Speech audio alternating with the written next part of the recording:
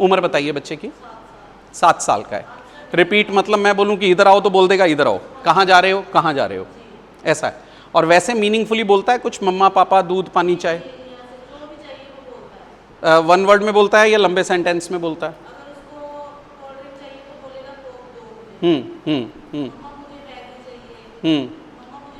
सो मतलब need based बात, जो चाहिए बस वो वाली मांग लेना है।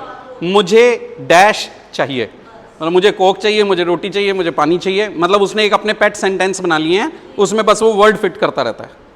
ऐसा ही कुछ कहना चाह रहे हैं आप मुझे? और वो सुनी हुई बात को रिपीट करता है।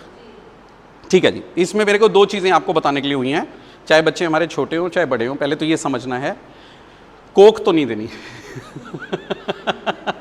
पहले तो यही समझ आ गया मुझे, कोक नहीं देनी। कोक नहीं देनी मतलब क्यों नहीं देनी?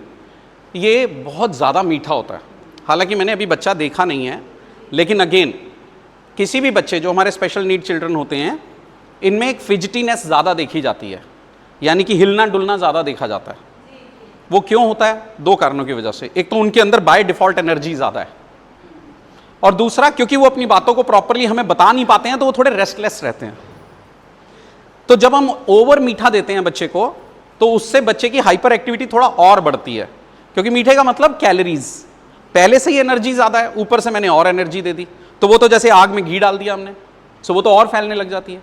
सो पहले तो ये फिजिटीनेस कम करनी है हमें, मीठा नहीं देना है, ज़्यादा मीठा। ज़्यादा मीठा की डेफिनेशन सुन लीजिए, Coke, Pepsi, Fanta, Maaza, Frooti, toffee, chocolate, candy, ice cream, biscuits के पैकेट, चिप्स के packets, preservative foods, packaged foods, pizza, burger, बहुत ज़्यादा नहीं देने हैं। मतलब डेली बेसिस पे तो बिल्कुल ना मिलने पाए। आपने कभी बिस्किट देना है तो पैकेट मत दीजिए, 1 बिस्किट दीजिए। अगर आपने चिप्स का पैकेट देना है तो उसमें से 2/3 हिस्सा पहले ही निकाल लीजिए, फिर उसको पैकेट पकड़ाइए। रोज मत पकड़ाइए, कभी कभी पकड़ाइए। पहले तो ये चीज़ें कम कीजिए आप, ठीक है। दूसरा, अब आता हूं आपके सवाल के जवाब पे कि वो रिपीट करता है। इसको टेक्निकल लैंग्वेज में बोलते हैं इकोलैलिया, यानी कि जो मैं बोल रहा हूं मेरी ही बात को रिपीट कर देना।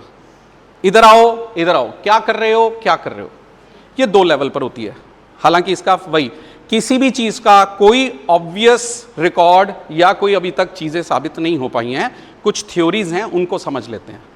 पहली थ्योरी ये कहती है कि हमारे जो बच्चे होते हैं वो अपने माइंड में जो प्रोसेस करते हैं इस इंफॉर्मेशन को, वो उनकी प्रोसेसिंग स्लो होती है कंपैरेटिवली। ऐसी एक थ्योरी है, ये हर बच्चे के ऊपर एप्लीकेबल नहीं हो सकती, लेकिन ये माना गया कि जब मेरे को कोई एक चीज आई कि क्या कर रहे हो, तो ये जैसे मैंने आपसे पूछा क्या कर रहे हो और आपने फटाफट सुन के जवाब दे दिया, ऐसा माना गया है कि कई बार हमारे बच्चों के अंदर प्रोसेसिंग स्लो होती है, तो वो उस सवाल को अंदर जाने में, जब्स करने में टाइम लगता है, तो वो उस चीज को, इंफॉर्मेशन को रिपीट करते हैं।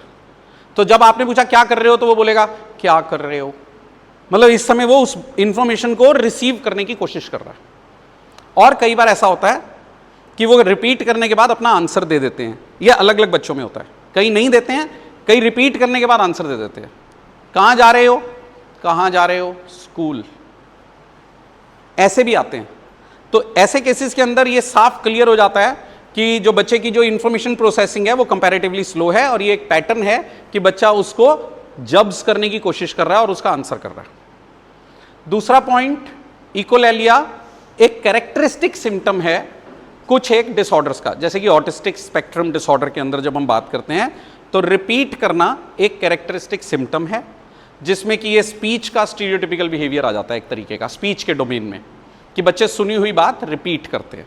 अब इसका कारण क्या है नहीं पता, लेकिन आमतौर पर यह देखा गया है कि इसको ठीक करने के लिए हम बच्चे को पॉजिटिव चीजें सिखानी शुरू कर देते हैं, यानी कि बच्चे को वोकैबुलरी ज़्यादा देने लग जाते हैं, उससे बातचीत ज़्यादा करने लग जाते हैं, और धीरे धीरे धीरे धीरे धीरे धीरे ये इकोलैलिया कम होने लगता है।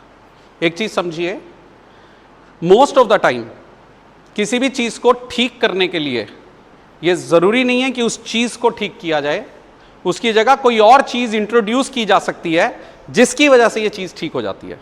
इसको एक उदाहरण से समझिएगा कि अगर कमरे में अंधेरा होता है तो हम कमरे के अंदर घुसते ही क्या करते हैं, तो अंधेरा क्यों नहीं भगाते, नहीं भगाते। कभी भी टेक्निकल तरीके से समझिए, कभी भी हम अंधेरा नहीं भगाते, हम लाइट ऑन करते हैं। So most of the time हमारे इन बच्चों में जब कभी भी आपको कोई नेगेटिव बिहेवियर नजर आए तो ये ध्यान रखना है कि हर नेगेटिव बिहेवियर को ठीक नहीं किया जा सकता, कुछ पॉजिटिव बिहेवियर्स इंट्रोड्यूस किए जाते हैं जिससे कि ये बिहेवियर बाहर चला जाता है। अब इसमें ये होता है कि जैसे पॉजिटिव बिहेवियर का क्या मतलब हो गया कि वो सुनी हुई बात रिपीट करता है, तो अभी क्या है कि हमने उसको नई नई वोकैबुलरीज देनी शुरू कर दी, क्योंकि कई बार बच्चे इसलिए भी रिपीट करते हैं क्योंकि उनके पास कुछ बोलने के लिए ही नहीं है। स्पीच है लेकिन अभी comprehension, word bank, conversational skills, communication skills वो नहीं है। तो मैं क्या करूंगा कि इकोलेलिया रोकने की बजाय मैं उसके साथ ज्यादा कॉन्वर्जेशन करना शुरू करूंगा, धीरे धीरे उसको वर्ड बैंक ज्यादा दूंगा। वर्ड बैंक मतलब शब्दों का ज्ञान अंदर ज्यादा जाएगा। देखिए बाहर तभी निकलेगा जब अंदर कुछ होगा। ये क्या है, अगर उसको पता नहीं है कि ये क्या है तो वो बोलेगा ना कि ये क्या है। सपोज उसको पता हो, रट चुका हो कि ये कुर्सी है, तो वो बोल देगा चेयर, क्योंकि उसके पास कई बार जवाब देने के लिए नहीं है, इसलिए भी रिपीट कर रहा है। तो ये हमें पता नहीं है कि कौन सा बच्चा क्यों कर रहा है, लेकिन मैं अलग अलग थ्योरीज बता रहा हूं आपको कि क्या है। तो उस तरीके से हम बच्चे की वोकैबुलरी बढ़ाने के ऊपर बात करते हैं। जा भी रहे ना तो हम उसको ये भी बोलेंगे कि अच्छा ये विंडो है, ये हैंडल है, ओ एसी स्विच। लाइक आप मत सोचो कि उसको क्या समझ आ रहा है क्या नहीं समझ आ रहा। आप कोशिश कीजिए कि ज्यादा से ज्यादा वोकैबुलरी उसको अपने आसपास की चीजें समझ आनी शुरू हो जाए। जब यहां अंदर शब्द इकट्ठे होने शुरू हो जाएंगे तो सेंटेंस भी बनने शुरू हो जाएंगे, but it's a long process. कहते हैं नॉलेज इज कॉन्फिडेंस। जानकारी होगी तो पूरे कॉन्फिडेंस के साथ करेंगे, नहीं तो आप क्या कहेंगे, 2 दिन हो गए बता तो रहा हूं, 10 दिन हो गए बता तो रहा हूं, तब भी फर्क नहीं पड़ा, 20 दिन हो गए अभी भी फर्क नहीं पड़ा। मैं कहता हूं क्यों 10-20 दिन, क्या पता यहां पर 100, 150, 200 दिन लगने हो। आप लगाइए ना एक बार, ब्रेन के अंदर कुछ कॉन्सेप्ट्स बन रहे हैं। मैं आज आप एक अगर ऐसा रहेगा तो न्यूरोप्लास्टिसिटी की हमारी कोई वीडियो होगी, वो मैं आज इनको एक बार दिखा दूंगा ताकि ये सब लोगों के लिए वो भी एक नॉलेज हो जाए। तो वो भी दिखाऊंगा कि ब्रेन में ये सर्किट बनते कैसे हैं। अगर आपको ये समझ आ गए तो वो बच्चा चाहे मेरा 17 साल का है, चाहे 13 साल का, चाहे 10 साल का, ये रूल सबके ऊपर लागू होता है। मैं वो एक बार आपको दिखा दूंगा कि वो रूल दिमाग में बनता कैसे। अगर आपको समझ आ जाएगी तो आप ज्यादा अच्छा काम कर पाएंगे। सो इसके अलावा इकोलेलिया में मैंने आपको ये बताया कि जैसे बता रहा था कि धीरे धीरे धीरे धीरे फर्क पड़ेगा। आप मान लीजिए एक बाल्टी में नील वाला पानी है, नीले रंग का पानी है जो नील घोला हुआ है, उसको चलते नलके के नीचे रख दीजिए, ये पानी साफ हो जाएगा, इमीडिएटली होगा।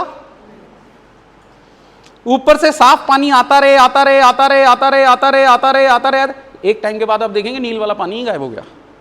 आपने नील वाला पानी निकाला नहीं, आपने ओरिजिनल पानी ऊपर से साफ वाला डाला।